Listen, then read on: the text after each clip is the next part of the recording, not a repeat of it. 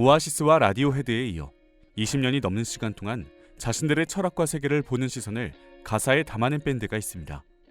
영국 밴드의 전설 콜드플레이입니다.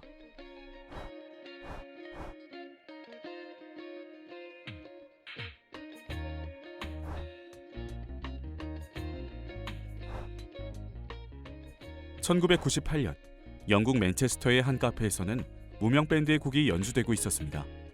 관객은 10명이 채 되지 않는 작은 무대였고, 마치 영화처럼 그곳엔 음반업계의 거물이라 불리는 뎁스 와일드가 그들의 음악을 듣고 있었습니다. 그리고 운명처럼 뎁스 와일드의 시선이 멈춘 곳은 보컬의 목소리였습니다. 몇 분 후 그녀는 카페를 나서며 밴드 매니저의 명함을 챙겼고, 이것이 콜드플레이와 뎁스 와일드의 첫 만남이었습니다. 콜드플레이 멤버의 인연은 이미 대학교에서부터 시작되었는데요. 그들이 다니던 대학교에서 만난 크리스 마틴과 존 버클랜드는 신입생 환영회 때 처음 만나 밴드를 결성하게 됩니다. 이후 그들의 친구였던 가이 베리맨이 합류하게 되고, 윌 챔피언이 드럼과 타악기를 맡으며 콜드플레이의 완전체를 이루게 됩니다. 콜드플레이라는 이름에 대한 재미있는 이야기가 있는데요. 처음에 밴드명은 스타핏이었지만 콜드플레이라는 밴드명을 사용하고 있던 다른 밴드가 이름을 바꾸고 싶어 하자 이들이 콜드플레이라는 이름을 가져왔다고 하는데요. 만약 이름을 바꾸지 않고 스타핏으로 활동했다면 어떤 느낌일지 상상이 되시나요?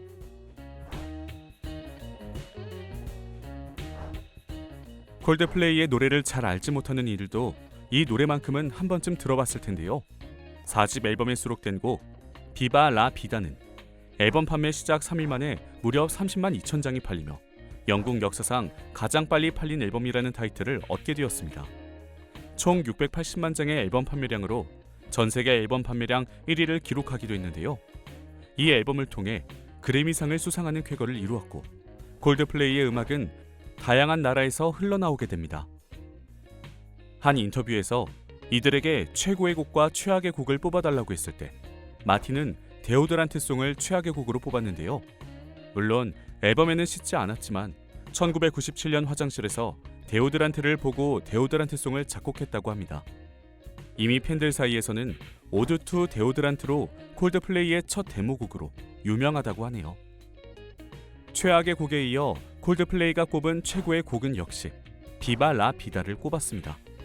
스페인어로 인생 만세를 뜻하는 이 곡은 역사학을 전공한 크리스 마틴이 프리다 칼로의 그림을 보고 비록 뛰어난 재능을 지녔지만 평생 소아마비와 후유증으로 고통스러워하며 약물 과다 복용으로 사망한 멕시코 화가를 생각하며 곡을 쓰게 된 비하인드 스토리를 갖고 있습니다. 역시 이 곡은 콜드플레이의 노래를 이야기할 때 빼놓을 수 없는 가장 대중적인 곡인 것 같네요.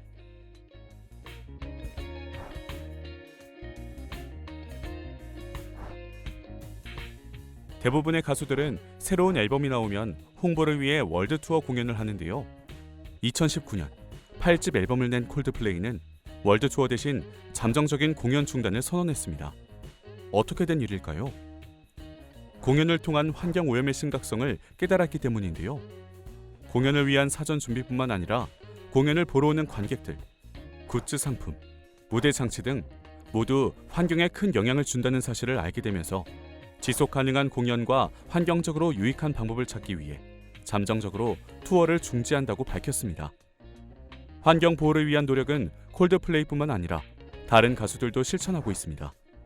라디오헤드는 공연 조명을 LED로 바꿨고, U2는 수소 연료전지 사용과 기타주를 재활용하며 많은 가수들이 다양한 노력을 보여주고 있습니다.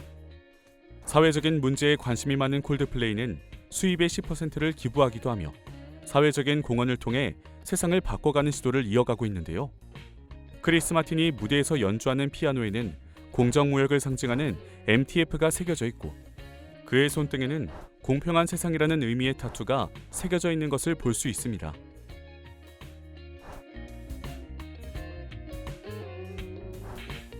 콜드플레이는 오아시스의 부진과 라디오헤드의 음악적 고립으로 침체된 브리티시 록 음악 장르의 대안으로 떠오르면서 초기엔 트래비스와 라디오헤드가 보여준 음악과 비슷했지만 점점 콜드플레이만의 스타일을 확장해가며 대중의 호평을 얻은 밴드입니다. 콜드플레이의 가사를 좋아하는 팬들이 많다는 건 익히 알려져 있습니다. 그 중에서도 콜드플레이의 대표곡인 Fix You는 2000년대를 대표하는 치유의 노래로 불리기도 합니다. 깊이를 알 수 없는 큰 슬픔에 빠진 이를 위로하는 노랫말이 눈물을 흘리는 사람에게 다가가 자신의 어깨를 내어주는 듯 따뜻하게 느껴지는 건 노래가 가진 힘이 아닐까요?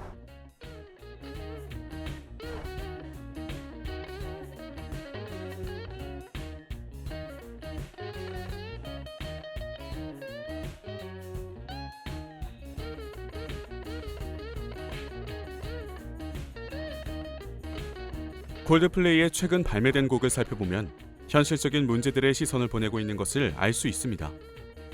올판스라는 곡은 시리아 폭격으로 목숨을 잃은 사람들을 위한 노래이며 트러블 인 타운은 인종차별에 대한 이슈를 담은 노래라고 밝혔습니다. 콜드플레이는 우리가 미처 알지 못했던 혹은 무심코 지나쳤던 문제들에 관심을 가져주기를, 그리고 함께 이겨낼 수 있는 힘을 주고 있는 것 같습니다.